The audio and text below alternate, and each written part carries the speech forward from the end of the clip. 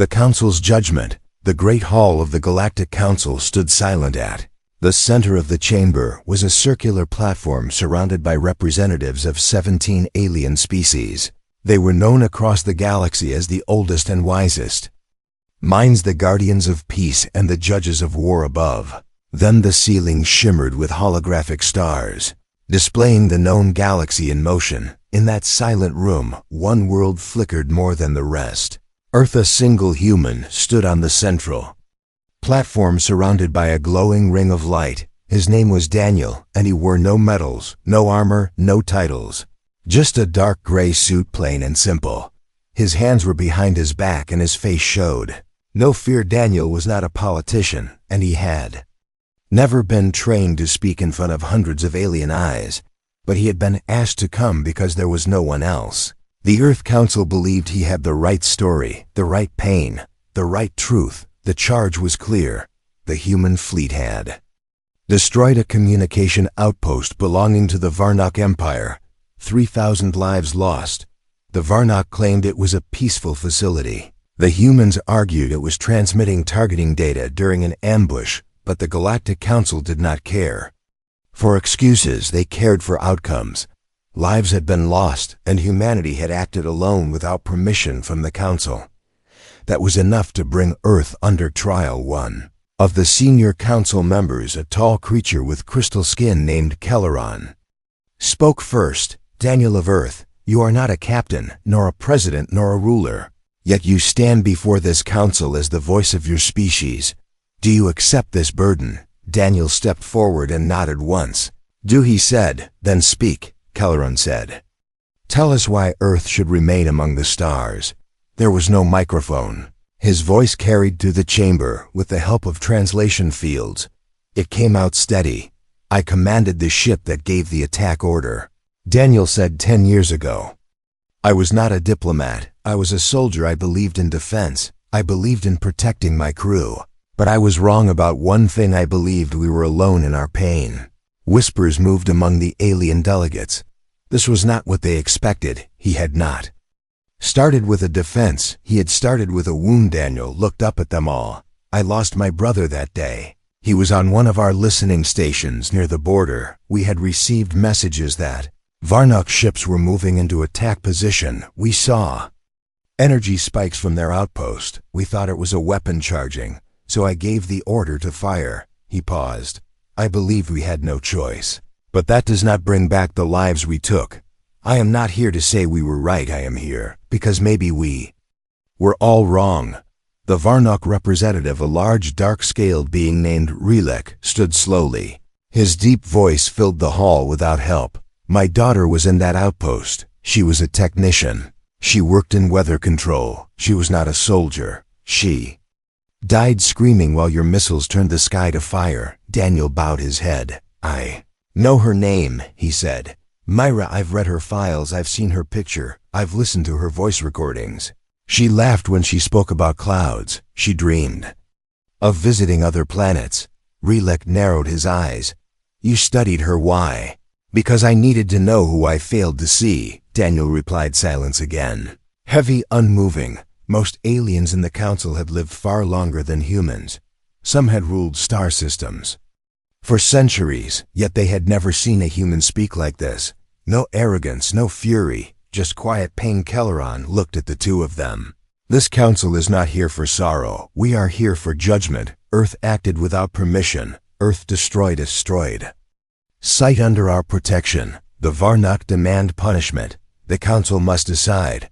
But before we vote, we offer you, Daniel, one final chance to explain. Daniel nodded once more. Then he did something unexpected. He stepped off the platform and walked toward relic. Guards moved, but Kelleron raised a hand and stopped them. Daniel stood in front of the Varnock, now close enough to see the lines on relic scales, the tiredness in his eyes. I can never bring Mira back. I cannot change what happened, but I can say this: I forgive you. The council froze. Relek stared back, not understanding. You forgive me? For what? For the attack your people launched on 3 of our colonies after the incident. For the thousands we lost. For my cousin who died in the dust of Red Haven. Daniel said. Rilek's mouth opened, but no words came. Daniel continued, I forgive you, because if I carry this pain like a weapon, it will grow, it will poison me. It will poison Earth, and I believe Mira would not want that. I believe. She dreamed of better things than revenge. The council was stunned. Forgiveness was not a concept widely practiced among the elder species. Among them, justice was measured in force balance debt, not in mercy. But Daniel stood without shaking. His voice was still quiet, but in that quiet was something stronger than any weapon. Rilek sat down in silence. Daniel returned to the center and looked at the council. I do not ask for your trust. I do not expect your friendship. But I ask for this: let Earth remain, because we are learning, and this forgiveness, it is real, not because I am better, but because I know what it's like to lose, and I choose not to make others feel that loss again. No one spoke for a long time. Even the stars above seemed to pause in their slow spin. The vote would come later, but something had already shifted in the room. A small crack in a wall built over centuries. The human had come without armor, without demands, without pride, and somehow that made the ground beneath the council feel less certain. This was only the beginning, a war's quiet origin. The chamber remained quiet long after Daniel spoke. No one moved, no one breathed too loudly. The silence held a strange weight, as if something invisible had entered the room and refused to leave. Rilek sat with his large hands resting on the polished stone of his station. His eyes were still on Daniel, but they were no longer filled with fire. Something had shifted inside him, a memory perhaps, or a question that had never been asked. Kelran looked toward the upper rows where the recorders sat silently. Their screens glowed with data waves, recording every word, every motion, every breath of this meeting. This hearing was meant to be procedural, a formality, a confirmation of Earth's mistakes, but now it was becoming something different. Kelran gave a slight nod and spoke. We allow a full recounting before vote. We must understand the events before we judge them. The human will speak again. Daniel looked around the chamber. His shoulders were heavy, but his steps were steady. 10 years ago, he began, I served as first officer aboard the ISS Falcon. It was a patrol ship assigned to Outer Sector 12. Our job was to monitor border signals and report movements. We never expected real combat. He took a slow breath. That week we intercepted messages of fleet buildup near the Varnak outpost. Code spikes suggested energy weapons being charged. We tried to send a request to the outpost for clarification. There was no reply. Then we saw their defense grid activate and power levels rise fast. Rilek shifted slightly, but said nothing. Daniel continued. Our captain hesitated. He wanted to wait. I argued for action. I believed if we waited, the first strike would be theirs. I believed we were protecting our people. He gave the order based on my report. I pressed the fire command. The hall was cold now, not from temperature, but from the truth floating in the air. I saw the light from our missiles cut through space. I saw the structure break. I heard the voices screaming through the Varnak distress channel. I still hear them sometimes at night. Some of the alien delegates looked at one another. Uncomfortable expressions appeared in small gestures, a flick of antenna, a twitch of feather, a sudden exhale. I did not feel brave. Daniel said. I felt hollow. The words had no decoration, no clever twist, no defense. They were flat and real. Kelran asked without emotion, did you know the station had civilians? No. Daniel replied, we believed it was a forward targeting base. We saw patterns that matched other military sites. We had data. We believed it was accurate. Rilek finally spoke, his voice lower than before. And after you saw the truth, after you learned Mira was only a climate technician, did you still believe in your data? Daniel looked directly at him. No. I believed in her voice more. Rilek's eyes narrowed again. You listened to her logs? Yes, she spoke about weather formations over your northern oceans. She loved storms. She called one of them the sky mirror. I did not understand why. But when I looked at the images she saved, I saw it.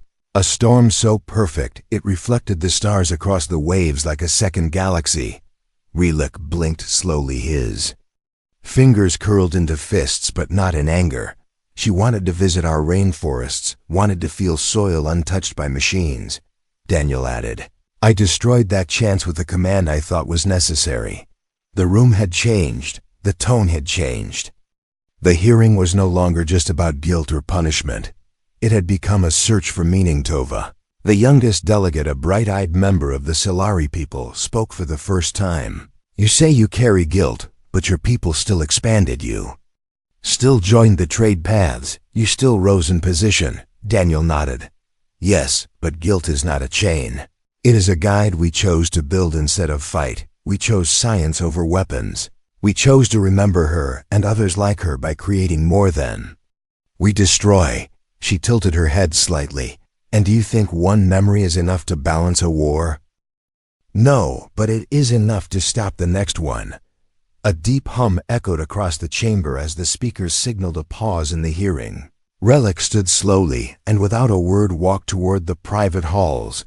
A few delegates followed him with their eyes, but said nothing. Daniel stepped back to his place in the center, his face calm, but his eyes read Keller and addressed the chamber again. The council will reconvene after reflection. We have heard pain. We have heard truth. The next stage will weigh intention against outcome and determine the future of Earth within this alliance. Daniel gave a small bow and turned away from the circle. The guards allowed him to exit through a side hall meant for diplomats and witnesses. He walked alone down the cold corridor until the voices behind him faded. He entered a small room meant for rest. Its walls held no color and its seats were stiff, but it gave him silence. He sat alone and closed his eyes. In his mind he saw the clouds Myra spoke of. He saw the sky mirror storm and the way it lit the world with stars. He had never met her, but she lived inside his thoughts clearer than any enemy he had ever faced. He did not know if forgiveness would save Earth, but he knew that regret alone would not, and so he waited not for a verdict, but for a sign that someone else in that council felt even a fraction of what he carried, because that was the only way the galaxy could change. The choice no one expected. Chamber lights dimmed as the council prepared for the next phase of the hearing. Word had already spread beyond the walls of the great hall, across distant stars, across military bases and peaceful colonies, across the communication threads of merchant ships and research vessels. Millions of minds now waited to hear what the council would decide inside the chamber. Kelleron stood once more, his voice carried with strength but not judgment. This is the final address before the vote. The council will offer Earth a chance to answer the proposed resolutions. One resolution suggests complete removal from the alliance and full trade sanctions. The second allows Earth to remain but under observation for 30 cycles. The third resolution offers the Varnuk the right to decide Earth's punishment. In accordance with justice traditions, murmurs passed through the circle like an unseen current. The Varnuk had never been offered such power before, but after the destruction of their outpost and the loss of innocent lives, many considered it deserved. Daniel returned to the center. His steps were slower than before, but his back remained straight. I understand the weight of this decision, he began, and I do not speak for every mistake humans have made. We are far from perfect. We still struggle with pride and fear and anger. He looked toward Relic, who now sat with his hands still and his eyes downcast. But I also believe we are learning, Daniel said, and we have something to give. Not just machines, not just minerals or medicine. We have something else, something rare in this galaxy. Tova leaned forward, her eyes fixed on him. Which is, she asked. Change, he answered. The ability to grow through pain. The choice to rise without crushing someone else. The will to admit when we are wrong and to try again. Many of the older delegates said nothing, their faces unreadable, their minds calculating possibilities, risks, history, outcomes. Daniel took another step closer to the outer circle, where the speakers floated. I offer no defense for the missiles that were launched. I do not deny the lives that were lost, but I offer something else. He turned again toward Relic. I offer you my forgiveness for what followed. The attack on Red Haven, the firestorms on Echo 9, the thousands who died from your retaliation. The first, forgive them, not because I forget, but because I refuse to carry this hate any longer. The chamber fell still again.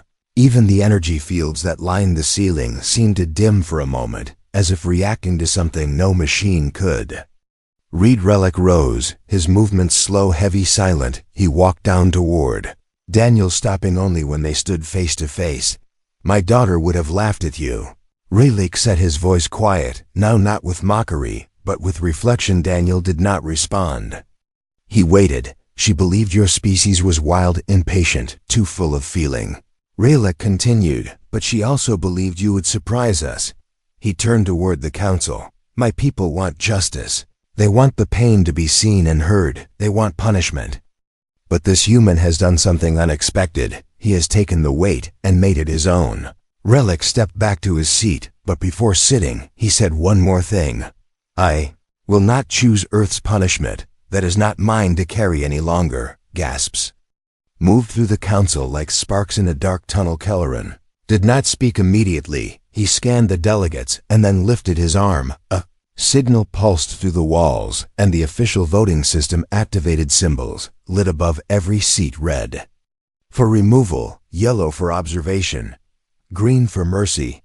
The council had never needed a second vote in the last 100 cycles, but today tradition had been broken one by one. The delegates cast their votes, some quickly without hesitation, others slowly, with visible conflict on their faces. The chamber darkened. The results would appear in a circle of light for all to see. Daniel did not look away. He stared into the center of the hall, his hands at his sides, waiting not for approval, but for understanding. Lights rose and the results shone clear: 9 green, 6 yellow, 2 red. Earth would stay, not as a threat, not as a warning, but as a voice worth hearing. The chamber began to shift into motion.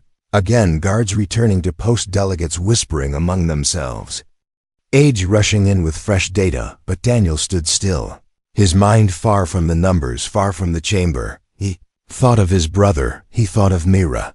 He thought of every person lost to silence. Anger. Predatova approached him quietly. You broke a pattern today, she said. You may not see it, but some of us have never heard words like yours in this hall. Daniel looked at her for a moment, then nodded once. I did not come to break, he said. Only to speak. She smiled a little. Sometimes that's the same thing. She walked away, leaving him alone again in the light. He knew Earth would not become a hero overnight. There would still be suspicion, still be fear, still be questions. But today was not about power. Today was about a choice, and someone had finally chosen to end the cycle before it swallowed another world. The council fractures.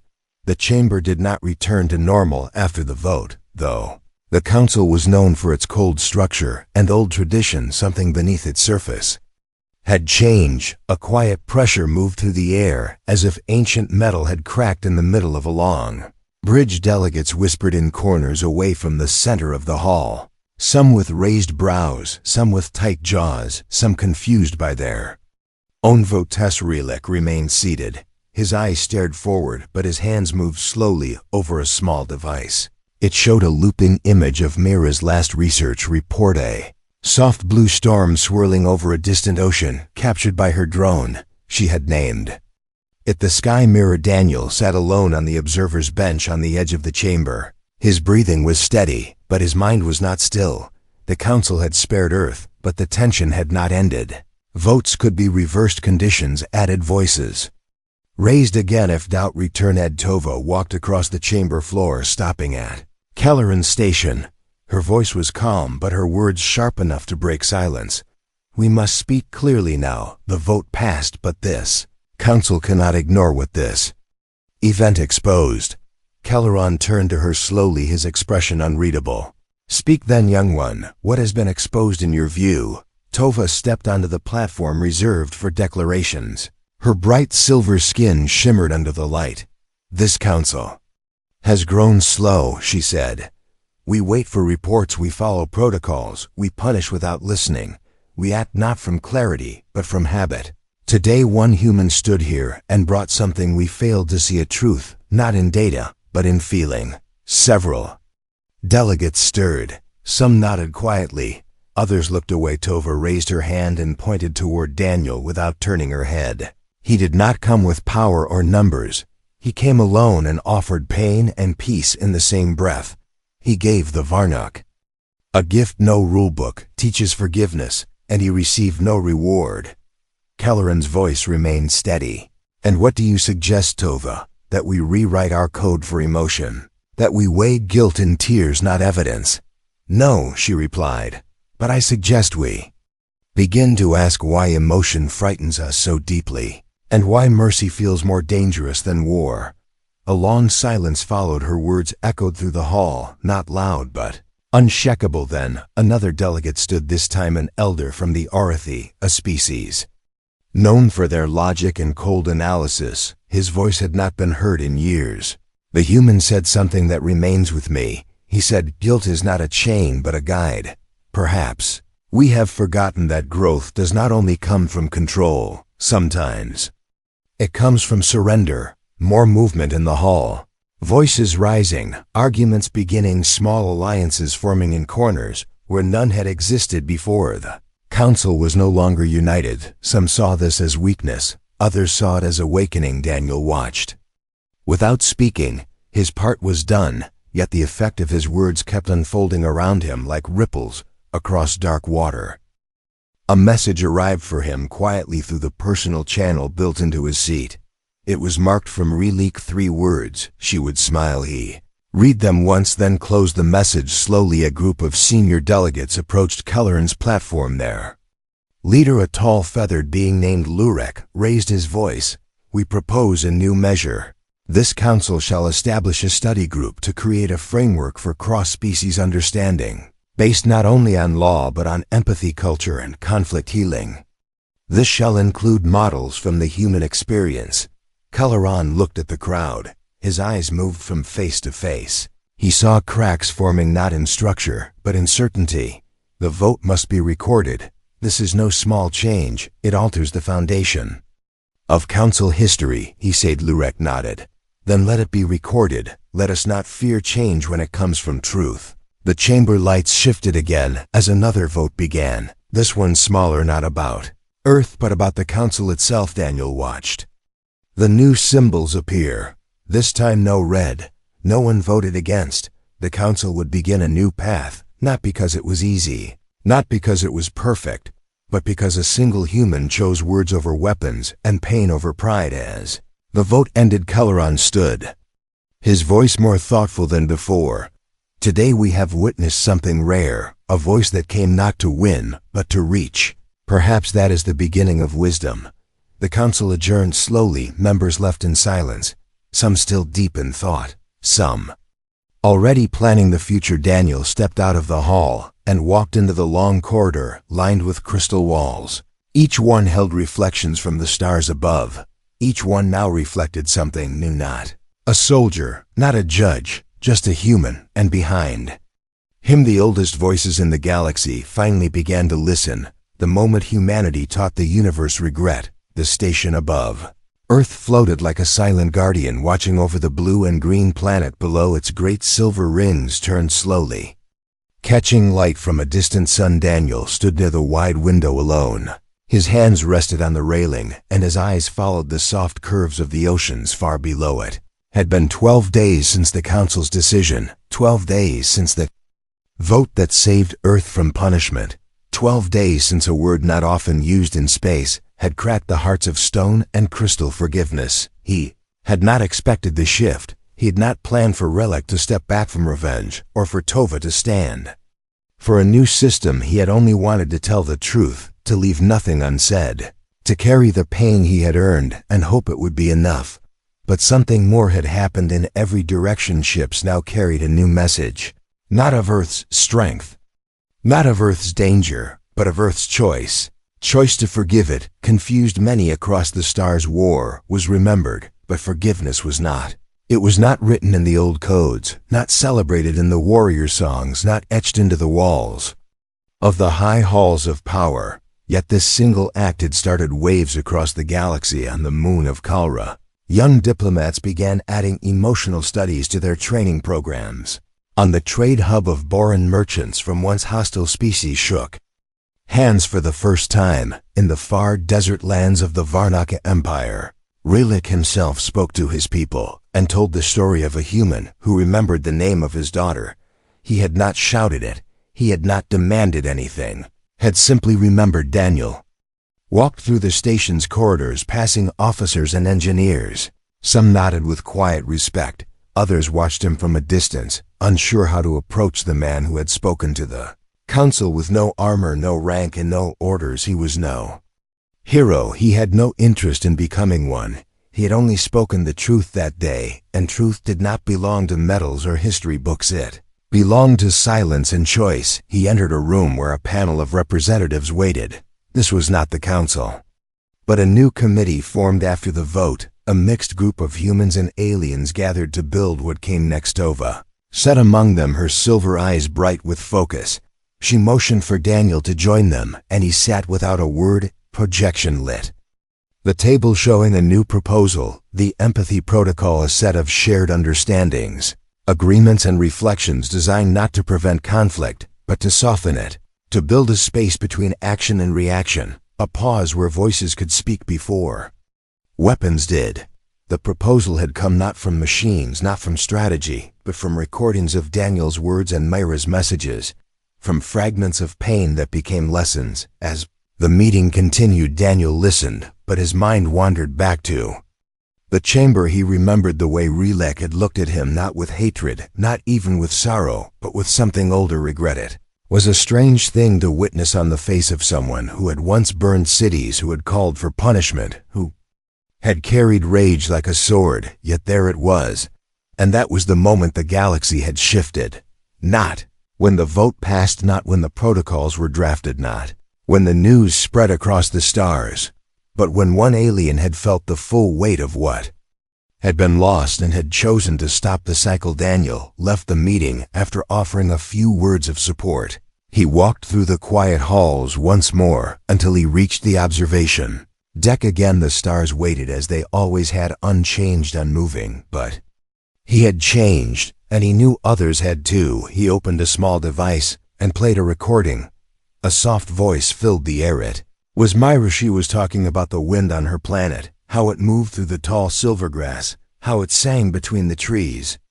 Laughed once, then spoke a sentence that stayed with him longer than any battle order. She said the sky was not something to conquer, but something to listen to. Stood there for a long time watching the stars, listening to her voice. A soft tone echoed through the deck. A message was coming in. It was from Rayleigh, not long, not formal, just a simple sentence: "We are ready to begin again." Daniel read it once, then closed the message. He looked at the earth below and felt no pride, no victory, only a quiet sense that something small had been repaired, not completely, not forever, but enough for now. The galaxy would not change in a day, but today was already different from yesterday, and maybe tomorrow would be better, because a soldier had spoken not with fire but with feeling, because a father had chosen memory over revenge, because two voices from two distant worlds had shared the same sky without fear, because forgiveness had been heard, and that was enough to begin again. The end.